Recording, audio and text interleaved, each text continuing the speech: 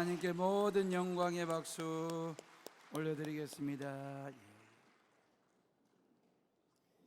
자, 우리 앞뒤 좌우에 계신 분들과 서로 인사하시지요. 임마누엘의 하나님이 함께 하셨습니다.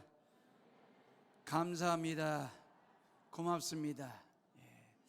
아까 찬양가다 중에 감사함으로 받으면 버릴 것이 없다고, 지난 1년에 우리의 삶이 그랬으면 좋겠다라는 생각을 가져봤습니다. 사도 바울이 에베소에서 복음 전하고 목회 사역한 게 2년 반 남짓 되거든요. 그러니까 두란노를 중심으로 해서 열심히 복음을 전했고 또 목회를 했는데 귀한 결실, 좋은 열매를 거두었습니다. 에베소에 수많은 사람들이 예수님 믿겠다고 교회로 몰려오고 또 몰려왔으니까 마술 부려가지고 평생을 부를 누리며 넉넉하게 살았던 마술사들이 예수님 만나고 복음을 접하고 난 후에 그 엄청난 값이 나가는 마술책을 모아놓고 불을 지르면서 예수님 믿는 삶을 살겠다고 결기를 보여준 것도 있었고, 어찌 보면 이러한 복음의 능력이라고 하는 것이 생업을 바꿔놓을 정도로 엄청난 영향력과 파급력을 가지고 있다고 하는 걸 에베소 시민들이 느끼고 있는 거죠. 더더욱 아담의 신상과 아담의 신전을 만들어 가지고 그걸 이제 우상 숭배와 관련된 업종, 그런 산업을 통해서 엄청난 부를 누렸던 은장색들 말입니다.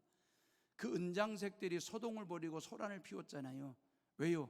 예수 믿는 사람들이 많아지면 많아질수록 우상 숭배자들이 줄기 때문에 결국 우상 숭배와 관련된 업종이 엄청난 어떤 타격을 입게 되니까, 그래서 은장색 데메드리오를 중심으로 해서 예수 믿는 복음 전하는 사람들을 잡아다가 어디요? 야외 연극장에다가 모아놓고 공개적으로 처벌해달라고 군중들을 동원해서 말입니다. 그런 일들이 있을 정도로 말입니다.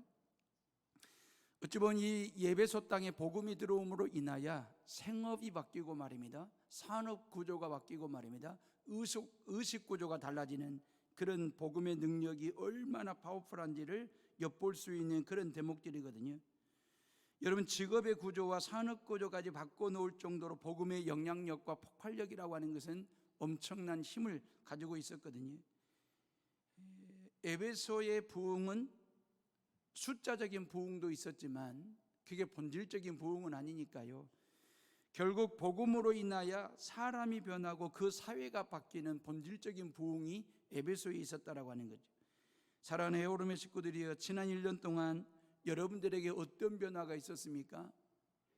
예수님 때문에, 복음 때문에, 주일 때문에, 예배 때문에 나에게 어떤 변화가, 나는 무엇을 바꾸면서 지난 1년을 지내왔습니까? 주일 성수로 인하여 주중의 삶이 어떻게 업그레이드가 되고 바뀌었는지 그 말입니다.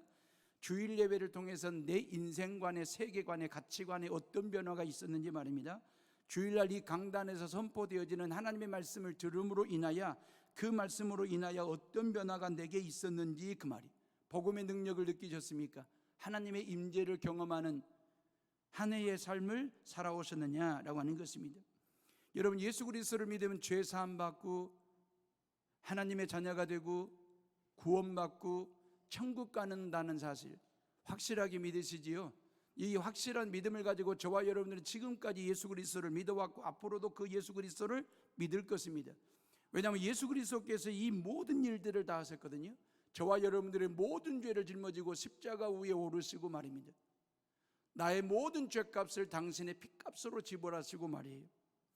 그래서 저와 여러분들이 모든 죄로부터 사함받고 하나님의 자녀가 되는 구원받은 백성으로 하나님의 거룩한 그리스도인으로 살아가게 하는 데 있어서 예수 그리스도께서 100% 전적으로 책임을 지셨거든요. 근데 말이에요, 복음의 능력이라고 하는 것은 말입니다, 예수 그리스도를 믿는다라고 하는 것은 뭘 말할까요? 내가 예수님 믿고 죄 사함 받고 구원받는 것, 그걸로 땡, 이게 전부이라고 생각하십니까? 복음의 능력은 그게 전부라고 생각하십니까? 그게 아니거든요. 내 삶의 변화까지 가져오는 것이 복음의 능력이거든요. 내가 예수님 믿어가지고 죄 사함 받아요, 하나님의 자녀가 되고 구원받아요, 천국 백성이 되고 그리스도인으로 살아가요. 이게 복음의 능력에서 나오는 영적인 파급력이고 영향력이거든요. 그런 내가 그 말이에요. 삶의 변화가 온다는 거지요. 생각의 변화가 온다는 거지요. 사상의 변화가 온다는 거지요. 에베소 사람들은 생업을 바꾸기도 했고 산업 구조가, 의식 구조가 달라질 정도로 근본적인 부흥과 변화가 일어나게 됐는데, 갱신이 일어나게 됐는데, 저와 여러분들은 예수 그리스도를 믿고 난 후 어느 정도, 얼마만큼 무엇이 바뀌고 무엇이 변화가 일어났는지 그 말이거든요. 여러분, 우리는 변하지 않으려고 해도 변하게 되어 있습니다. 왜냐하면 변화의 영 되시고 갱신의 영 되신 성령 하나님이 내 안에 계시기 때문에 그 성령께서 나로 하여금 변화되게 하시는 것이거든요. 생각이 변하고 사상이 변하고 가치관이 변하고 말씨가 변하고 마음씨가 변하고 행동, 삶의 기준들이 바뀌고 사람을 대하는 자세가 바뀌고 생계수단까지 변하고 취미가 변하고 눈빛이 변하고 행동이 변하는 것은 나의 도덕성이나 타고난 인성에 의해서 바뀌기도 하지만 그것이 근본적인 변화를 가져다 주는 것은 아니거든요. 내 안에 계신 성령 하나님께서 나를 바꾸시는 것입니다. 내 안에 계신 성령 하나님께서 나를 변화시키시는 것이거든요. 안타까운 것은요, 우리가 본능적으로 안 변하려고 몸부림을 친다는 것입니다. 예수님 믿은 지 수십 년이 되었습니다. 그런데도 여전히 변하지 않는 말투와 눈빛과 생각과 사상과 행동 기준과 마음씨 등 말입니다. 버티는 사람들이 의외로 많습니다. 하나님 앞에서 저를 두고 하는 소리이기도 하고요. 목사들 중에서 변하지 않으려고 똥꼬집을 부리는 목사 중에 한 사람이 바로 저거든요. 여러분들은 어떻습니까? 지난 1년 동안 어떤 변화와 갱신이 있었습니까? 에베소 시민들은 예수를 영접하고 복음을 접하고 난 후 그들의 생계수단까지 산업구조가 바뀔 정도로, 이건 목숨줄이고 생명줄과도 같은 것이거든요.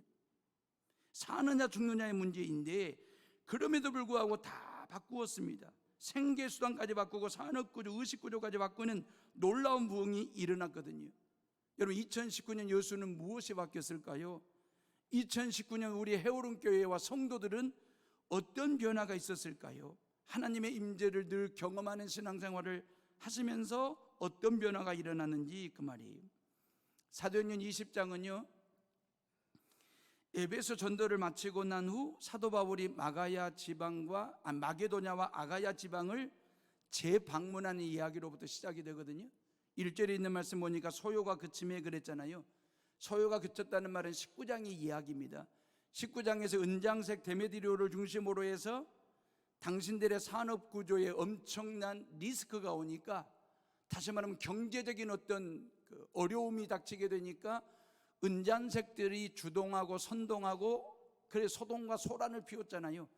복음 전하는 사람들을 다 잡아다가 야외 연극장에 모아놓고 세워놓고 군중심리를 통해서, 서기장을 통해서 이 사람들을 처벌해달라고, 그런 소동과 소란을 피웠잖아요. 그런 소동과 소란이 끝나고 난 후, 그 말이에요, 그치고 난 후 바울은 제자들을 불러 고난 후에 작별하고 떠나 마게도냐로 가니라 그랬어요. 여러분, 에베소 교회 교인들은 예수님 믿은 지 2년 반밖에 안 된 사람들이에요. 다시 말하면 신앙의 뿌리를 깊이 내리지 못한 사람들입니다. 이제 바울도 떠나가야 될 상황입니다. 바울이 없는 에베소 교회와 에베소 교회 성도들의 신앙은 이런 소동과 소란 말입니다. 얼마나 충격을 받았고 얼마나 영적인 흔들림이 있었겠습니까? 그런 성도들, 제자들을 모아놓고 권했더라 그랬잖아요. 1절 말씀이.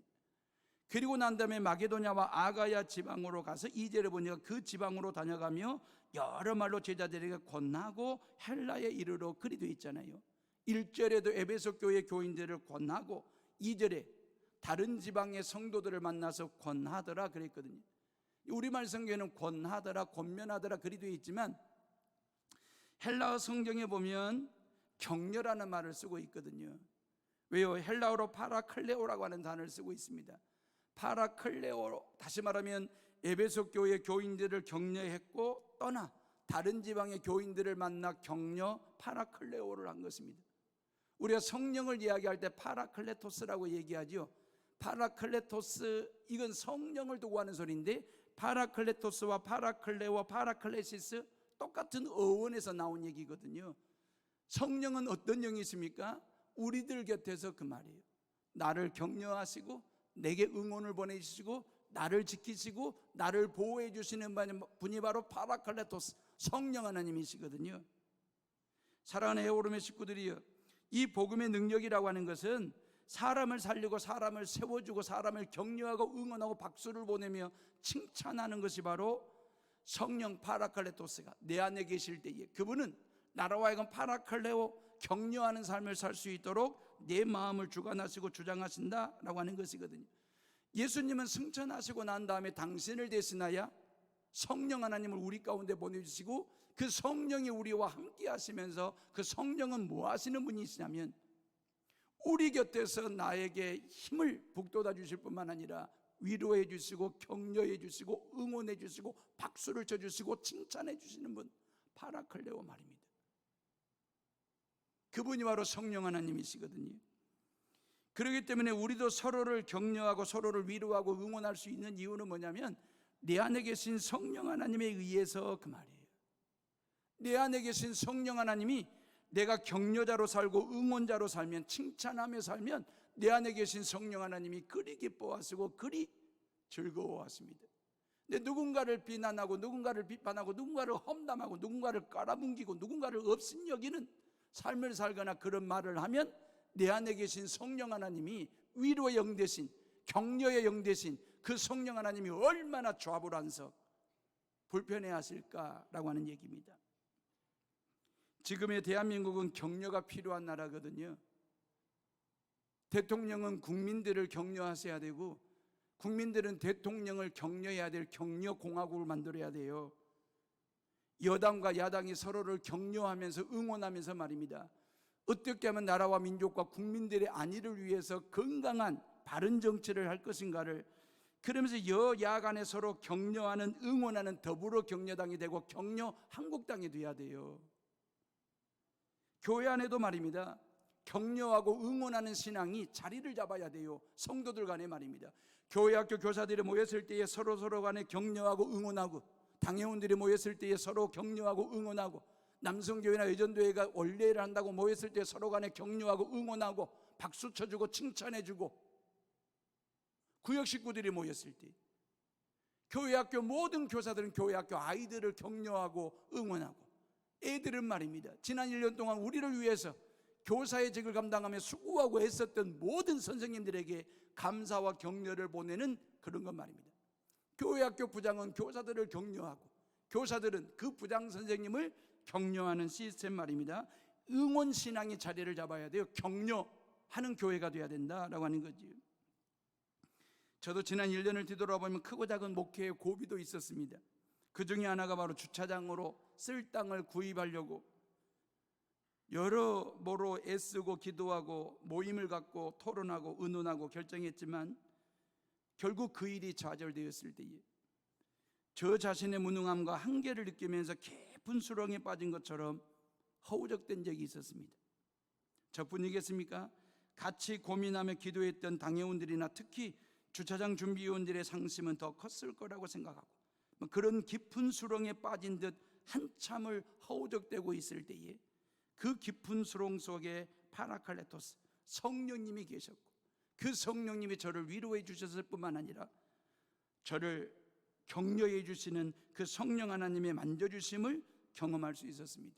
그리고 많은 성도들이 문자와 카톡으로 아낌없는 위로와 격려도 응원이 되었지만 가장 큰 위로는 성령의 응원이었습니다. 성령님의 격려였습니다.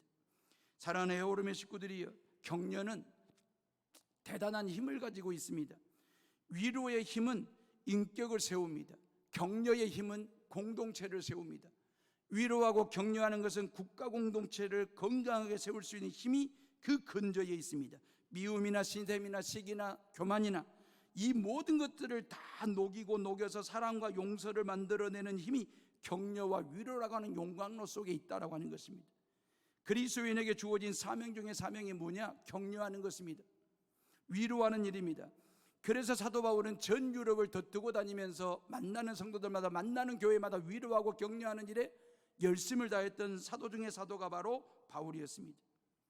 2019년 52주 마지막 주일 예배를 하나님께 드리는 여러분 모두를 다 하나님께서 위로하시고 격려하신다는 사실을 믿으시기를 주님의 이름으로 축원합니다. 지난 1년 동안 말입니다. 새벽으로 밤으로 낮으로 교회 승합차 운전으로 봉사해 주셨던 주차 봉사로 섬겨주셨던 모든 분들의 수고와 헌신의 감사와 격려를 보내드리고요, 또한 여러 부서에서 여러 사역자로 헌신해 주셨던 모든 성도들의 그 수고와 헌신에 감사와 또 감사, 격려와 위로를 보내드리는 것입니다. 대화에는 보통 5가지 차원의 대화가 있습니다. 첫째는 의례적이고도 형식적인 대화입니다. 그냥 아는 체 하는 거죠. 뭐 만나서 안녕하십니까, 잘 지내셨습니까, 어떻게 건강하십니까 정도의 대화 말입니다. 두 번째는 객관적인 정보나 사실 여부를 묻는 대화입니다. 일상생활 속에 필요한 지식과 정보를 주고받을 정도의 대화가 이루어지는 대화 말입니다. 뭐 송구영신 예배는 내일 모레 화요일 날 밤 11시부터 본당에서 드립니다 라고 하는 것은 좀 더 사실 여부 정보를 전달해 주는 거잖아요. 뭐 예배 후에 여전도에 원래는 어디서 모입니다. 또 교사들 위로하고 격려하는 날은 화요일 날 저녁 어디 식당에서 모입니다라고 하는 것은 객관적인 정보나 사실 여부를 묻는 대화입니다. 세 번째는 두 사람이 서로의 생각이나 견해를 주고받는 차원의 대화입니다. 서로 간에 어느 정도 신뢰감이 형성이 되었을 때에 이런 대화를 주고받는 거죠. 내가 생각할 때 당신 생각이 맞는 것 같아, 내가 생각을 해보니 당신 생각이 좀 틀린 것, 짧은 것 같아 라고 하는 자신의 어떤 생각과 견해를 밝히는 거죠. 내가 너무너무 성급한 결론을 내린 것 같다고, 난 당신과 이야기를 해보면 믿음이 가, 뭐 이런 얘기들 말입니다. 네 번째 차원의 대화는 사사로운 감정까지 나눌 수 있는 대화입니다. 사사로운 감정까지 좀 더 신뢰관계가 형성이 되었을 때에 주고받을 수 있는 솔직한 대화인데 이런 거죠. 나는 당신이 그렇게 말할 때 솔직히 말해서 화가 났어, 이런 유형의 대화들 말입니다. 그때 당신한테 너무 실망이 컸다니까, 난 당신에게 너무너무 믿음이 가요, 당신이 하는 일이라면 내가 적극적으로 지원하고 협력하고 중보기도 해드릴게요, 당신 때문에 나는 든든하고 행복합니다. 뭐 이런 어떤 상대방의 감정을 수용하거나 이해해주거나 공감해주는 정도의 대화, 수준 높은 대화가 네 번째입니다. 다섯 번째는요, 이심전심으로 통하는 대화 있죠. 이심전심 말입니다. 눈빛만 봐도 그 말이에요. 따뜻한 온화한 미소만 봐도 말이 없어도 그 말이에요. 그 사람의 얼굴 표정만 봐도 얼마든지 말이에요. 힘이 나고 격려가 되는 그런 대화 말입니다. 잔잔한 미소와 환한 얼굴 표정만 봐도 그 사람의 필요를 알고 채워줄 수 있는 속 깊은 관계의 대화 말입니다. 서로에게 격려가 되고 힘이 되는 대화 말입니다. 이런 격이 있는 격려로 한 해를 잘 마무리하는 성도들 되시기를 주님의 이름으로 축원합니다. 말이 없는데도 대화가 되는, 이게 이심전심의 수준 높은 관계에서 나오는 대화가 되는 것입니다. 상대방의 모든 감정과 필요를 느낄 수 있는 공감 능력자, 이게 우리들의 모습이어야 되지 않겠습니까? 모든 성도들이 모이면 이런 격려하는 격이 있는 대화를 하셔야지요. 교회 학교 교사들이 모여서, 당회원들이 모였을 때 그 말, 여전도에는 남성교회 회원들이 수준 높은 영적인 대화 그 말입니다. 성령 파라칼레토스, 그 성령 하나님이 우리 가운데 함께하고 계신다. 그 성령 하나님께서 나의 모든 말을 들으신다.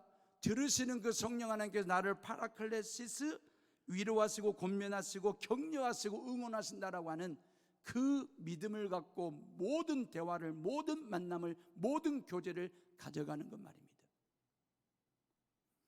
우리의 대화 속에, 우리의 만남 속에 성령도 없고 위로도 없고 격려도 없고 오로지 싸움만, 다툼만, 갈등만, 충돌만 있으면 우리 하나님 아버지의 마음속이 얼마나 상하실까?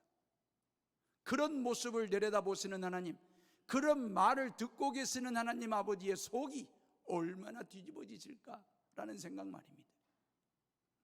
하나님께서 당신의 백성들이 어떤 모임을 갖든지 간에, 어떤 대화를 하든지 간에, 어떤 일을 가지고 의논하든지 간에 그 만남과 대화와 의논 속에 서로를 향한 존중이 여기는, 격려하는, 응원하는, 인정하는, 수용하는, 칭찬하는 그런 말들을 주고받을 때에 우리 하나님 아버지가 얼마나 기뻐하시고 또 기뻐하실까? 여러분들이 점심들 드시고 난 후에 3, 3, 5 짝을 지어서 모두가 다 커피 타임들 하시잖아요. 그 커피 타임 하는 시간에 나쁜 소리 하지 마세요. 격이 떨어지는 얘기하지 마세요. 비판하는 소리 하지 마세요. 비난하는 소리 하지 마세요. 그 시간이 30분밖에 안 될 텐데 그 짧은 시간에 뭐이 그리 할 말이 없어서 비난하고 비판하고 흉보고, 아니요. 왜 커피보다 더 쓴 말들을 주고받으려고 하는지. 커피 안에는 단맛도 있습니다. 좋은 면도 있습니다. 서로를 격려하고 서로를 인정하고 서로를 칭찬하고 위로하고. 그래서 교인들이 점심을 통해서 성도들 간의 교제를 통해서 예배 때 얻었던 그 은혜가 더 배가가 될 수 있도록, 그 시너지를 일으킬 수 있도록 성도들 간의 교제를 통해서 아름다운 교제가 이루어지고 덕스러운 대화가 이루어지고 복스러운 만남이 이루어지고 득이 되는 교제가 있기를 주의 이름으로 축원합니다.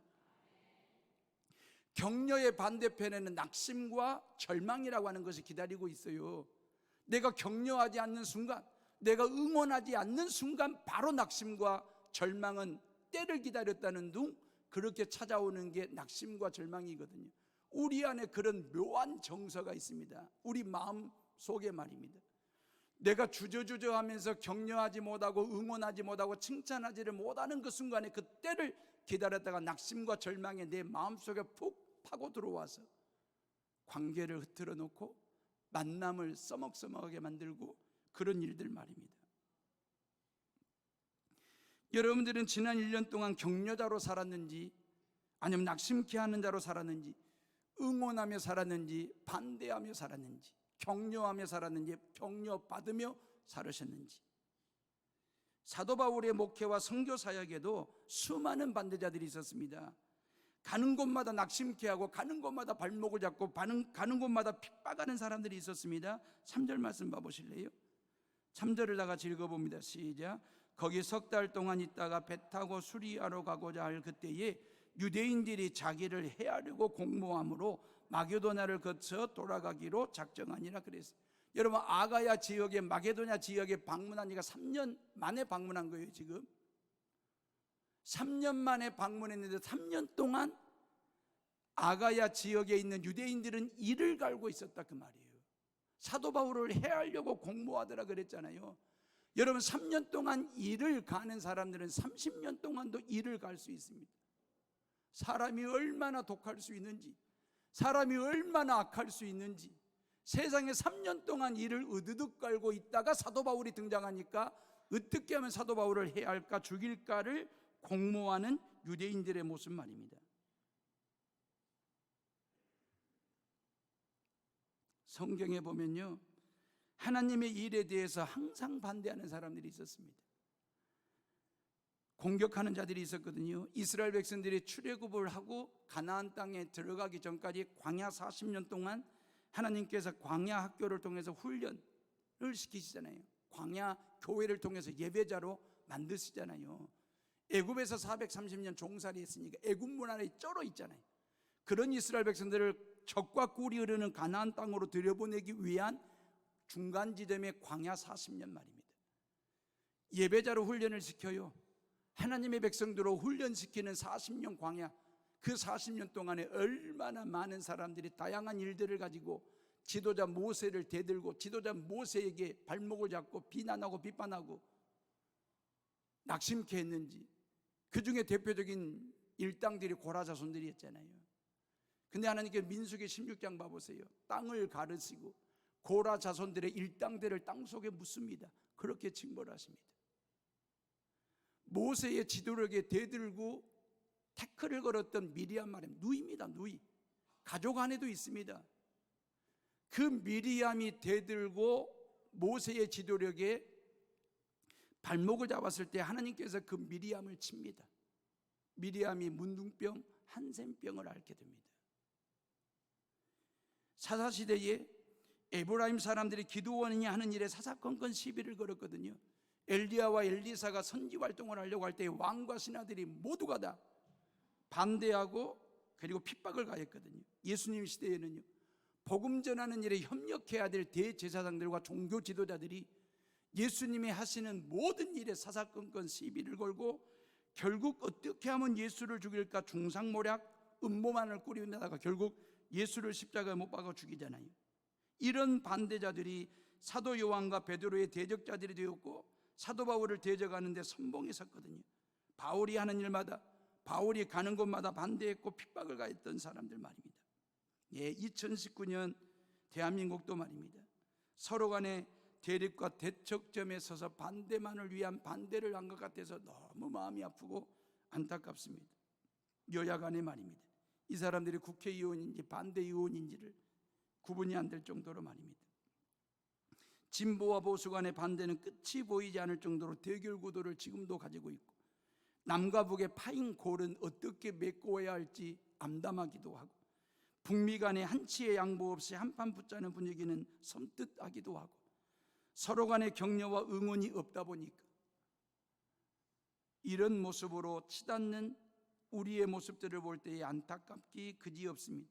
이런 때일수록 교회와 성도들이 서로를 위로하고 격려하고 응원하는 일에 본이 되고 앞장을 서야 하는데, 교회 안에도 상처와 아픔은 정도의 차이는 있지만 있을 수밖에 없지요. 왜요?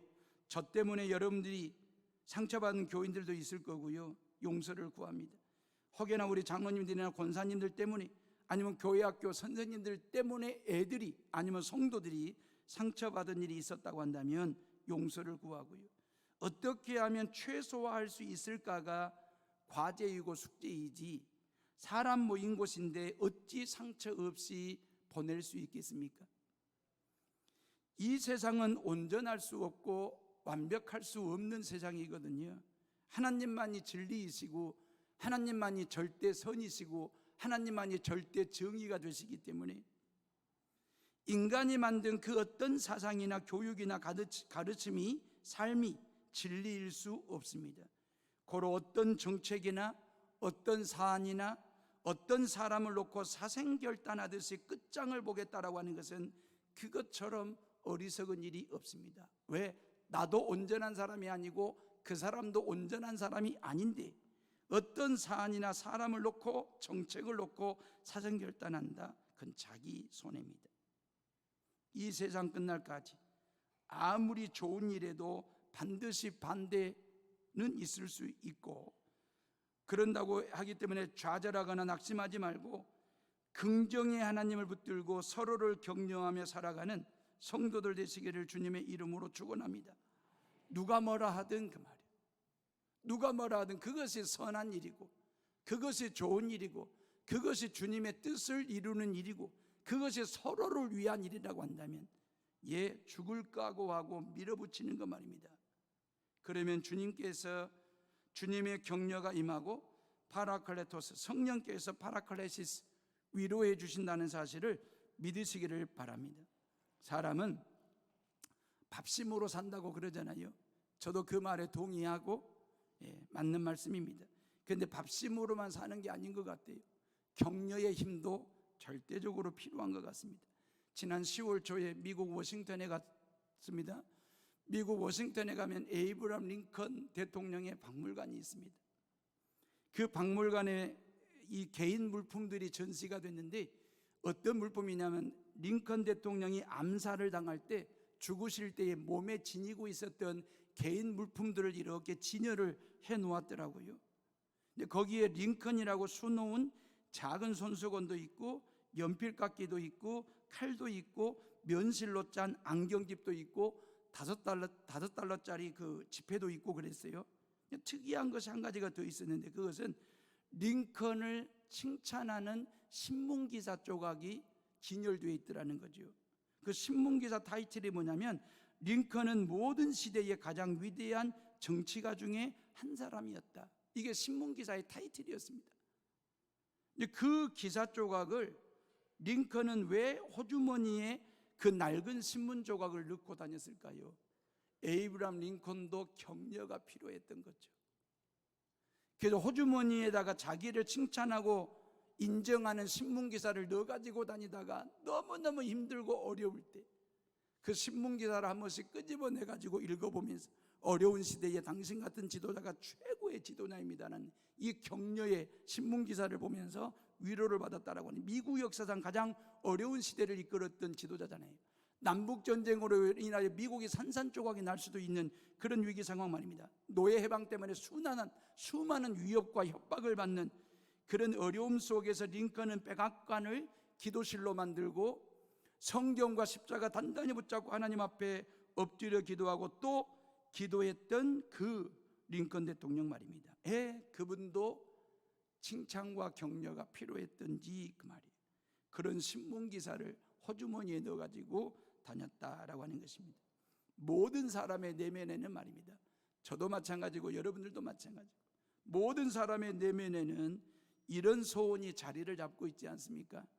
내가 중요한 사람임을 느끼게 해주세요 그 말이에요. 내가 중요한 사람이고 꼭 필요한 사람임을 느끼게 해주세요. 누군가에게, 상대방이 누가 됐든, 아내가 됐든 남편이 됐든 자식들이 됐든 성도가 됐든 이웃이 됐든, 당신을 통해서 내가 느끼고 싶은 게 뭐냐면 나는 정말 중요한 꼭 필요한 사람이라고 느끼고 싶다라고 하는 것. 사람으로서의 가치와 존엄, 인정을 받고 싶다는 생각은 누구나가 다 공통적인 생각이지 않을까요? 사랑하는 헤어름의 식구들이 누군가가 힘들 때, 어려워할 때, 답답해할 때, 주저앉고 싶을 때, 극단적으로 삶을 포기하고 싶을 그 극단적인 순간에 누군가를 생각하면서 그 목사님이, 그 장로님이, 그 권사님이, 그 선생님이 내게 따뜻하게 건넸던 그 말 한마디가 생각이 나고 내게 잔잔한 미소로 다가오셔서 악수해 주시고 어깨를 또닥거려 줬던 그분들의 모습이 아른거려서 힘들고 어렵고 답답하고 털썩 주저앉았던 그 자리를 포기하고 싶었던 그 삶을 다시 툴툴 털고 일어날 수 있는 동기부여를 줄 수 있는 우리의 신앙 말입니다. 누군가가 힘들 때 누군가를 생각하면서 그 힘듦을 극복하는데, 이겨내는데 그 누군가가는 우리가 돼야 되지 않겠습니까? 여러분들이 말입니다.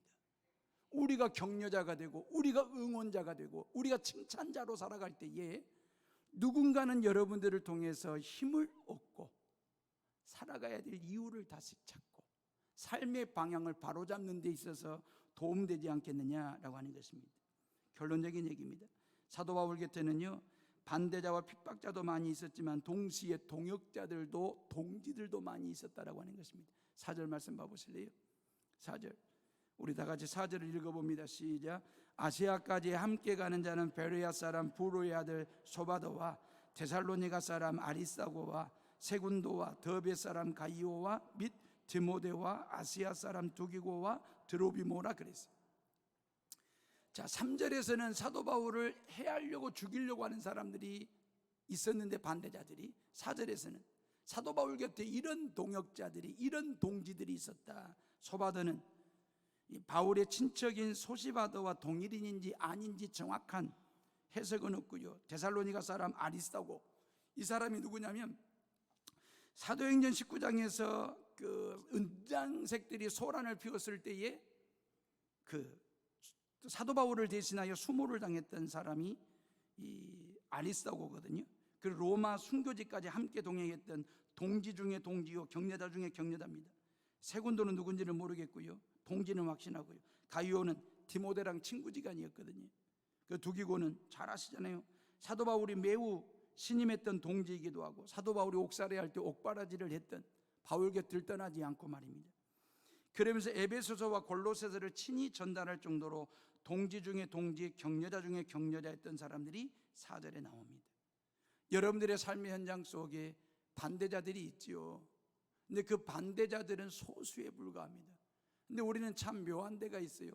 아주 소수의 반대자, 핍박자, 그런 사람에게 내가 정신 팔리고 시선을 두고 마음을 빼앗겨가지고 하나님께서 내 주변에 붙여주신 이런 동역자들, 이런 동지들을 외면하거나 놓쳐버리는 경우들 말입니다. 목회할 때 그게 조심스럽거든요. 신앙생활할 때 정말 그게 조심스럽거든요. 성령 하나님은 당신도 우리의 동지가 되시고 동역자도 되시지만 하나님께서 늘 여러분들 곁에 그 말이에요, 같이 일하고 같이 웃고 같이 울고 같이 기도하면서 하나님의 나라를 세워가자라고 하는 동지의식을 가지고 동역할 수 있는 수많은 동지들과 동역자들을 여러분들 주변에 성령 하나님께서 세워주시고 붙여주셨다라고 하는 사실을 잊지 마시고 말이에요. 극소수의 반대자들로 인하여 낙심하거나 절망하거나 신앙을 포기하거나 삶을 포기하는 일이 없기를 주님의 이름으로 부탁을 드리면서요, 여러분 이 사도행전 20장 4절 말씀을 여러분들의 말씀으로 바꾸면 어떨까요? 여러분들이 지난 1년 동안 나와 함께 했던 동지의식을 가지고 패밀리의식을 가지고 동역했고 동행했던 사람들의 명단을 여러분들이 한번 적어보세요. 오늘 저녁에 저도 적어봤습니다.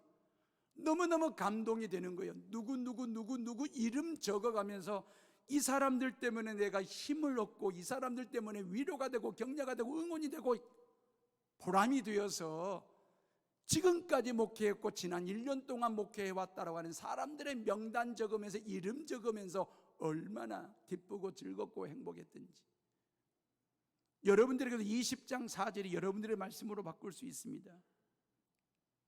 그 믿음을 가지고 말이에요. 예수님은 탁월한 격려자이셨거든요. 우리의 동지이셨습니다. 예수님의 격려만 투박하기도 하고 아직 다듬어지지 않은 베드로를 처음 봤습니다. 갈릴리 바다에서. 근데 그 베드로를 향하여 베드로야 너는 개바다 그랬어요. 개바라는 말은 너는 반석 같은 인물이 될 거다. 너는 반석 같은 존재 일꾼이 될 거다. 아마 베드로도 피식하고 웃었을 거예요. 주변 갈릴리에 같이 어업을 하던 어부들이 웃었을 겁니다. 왜? 베드로는 그럴 만한 인물이 아니었거든요. 근데 예수님의 격려대로, 예수님의 말씀대로 베드로나 말하면 1세기 초대교회 때 반석 같은 일꾼이 됩니다. 단단한 반석 같은 기둥으로 자리를 잡습니다. 예수님께서 요한을 보고 뭐라고 얘기했습니까? 너는 우레의 아들이라 그랬어요. 천둥번개와 같은 우레의 아들이다. 근데 그 요한이 밤모섬에 유배를 가가지고 천둥번개 같은 하나님의 음성을 듣고 기록한 책이 요한계시록이거든요. 묵시록 말입니다. 종말에 대한 이야기 말이에요. 천둥 같은 하나님의 음성을 들었습니다. 예수님의 격려대로 말씀대로 우레의 아들이 되었습니다. 현장에서 가늠하다가 붙들린 여인 말입니다. 그 여인을 예수님이 두둔하시면서 뭐라고 격려하십니까? 죄 없는 자가 먼저 돌로 치라고 위로하시며 격려하셨습니다. 믿음 없는 도마에게는 네 손을 들어 내 옆구리를 만져봐라 그리하여 믿음 없는 자가 되지 말고 믿음 있는 자가 되라고 격려하셨습니다. 울면서 십자가 지고 가시는 그 예수님의 뒤를 따르는 그 여인들에게 예수님이 십자가 지면서까지도 뭐라고 격려하셨습니까? 나를 위해 울지 말고 너와 너희 자녀들을 위해서 울라고 말씀하셨습니다. 빈 무덤을 찾아와서 빈 무덤 밖에서 울고 있는 마리아를 향하여 예수님께서 마리아야 라고 사랑이 넘치는 위로와 격려의 말씀을 건네셨습니다. 하나님은 당신의 백성들에게 두려워하지 말라 내가 너와 함께 함이니라, 이 말씀을 성경에 365번이나 기록해 놓았습니다. 365일 동안 늘 내가 너와 함께 할 테니 두려워하지 마, 그 말씀하신 거예요.